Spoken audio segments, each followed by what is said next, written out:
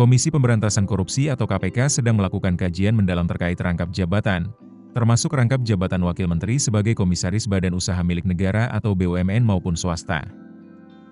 Menurut PLT Deputi Bidang Pencegahan dan Monitoring KPK Aminuddin, kajian ini penting untuk mencegah terjadinya korupsi karena rata-rata kasus korupsi berawal dari benturan kepentingan seperti rangkap jabatan.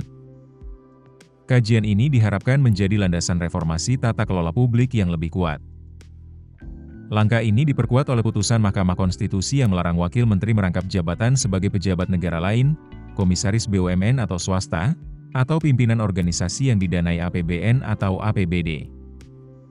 Data yang dikumpulkan KPK bersama Ombudsman pada 2020 menunjukkan, dari 397 komisaris BUMN dan 167 komisaris anak perusahaan yang terindikasi merangkap jabatan, hampir setengahnya tidak sesuai dengan kompetensi teknis. Selain itu, 32% dari mereka berpotensi menimbulkan konflik kepentingan, yang menunjukkan lemahnya pengawasan, rendahnya profesionalitas, dan risiko rangkap pendapatan yang mencederai rasa keadilan publik. Kajian yang diinisiasi oleh KPK ini telah dilakukan sejak Juni hingga Desember 2025 dan dilanjutkan pada tahun 2026, dengan fokus di 10 lembaga publik melalui pendekatan kualitatif dan kuantitatif. Kajian ini melibatkan sejumlah kementerian dan lembaga seperti Kementerian Pendayagunaan Aparatur Negara dan Reformasi Birokrasi, Ombudsman Republik Indonesia, Kementerian BUMN, Lembaga Administrasi Negara, serta para akademisi. Kajian ini akan mengidentifikasi praktik rangkap jabatan, faktor penyebabnya mulai dari kebijakan, keterbatasan SDM, hingga beban kerja dan kompensasi serta efektivitas mekanisme pengawasan. Aminuddin mengatakan, hasil penelitian diharapkan menghasilkan rekomendasi valid dan presisi guna mendorong perbaikan sistem, etika, dan profesionalitas.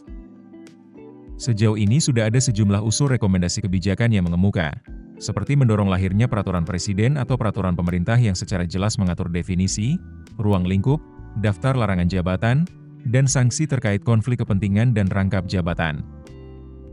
Selain itu, juga diusulkan sinkronisasi regulasi dan harmonisasi dengan Undang-Undang BUMN, Undang-Undang Pelayanan Publik, Undang-Undang ASN, Undang-Undang Administrasi Pemerintahan, serta aturan lain yang terkait. Reformasi remunerasi pejabat publik melalui sistem gaji tunggal juga menjadi salah satu usulan, yang bertujuan menghapuskan peluang penghasilan ganda akibat rangkap jabatan.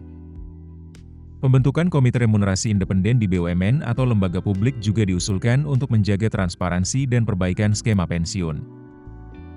Terakhir, penyusunan standar operasional prosedur investigasi konflik kepentingan sesuai standar OECD untuk dijalankan secara konsisten oleh inspektorat maupun satuan pengawasan internal BUMN. Keputusan bisnis terbaik datang dari data, bukan tebakan. Mudah berlangganan Business Insight dengan subscribe with Google.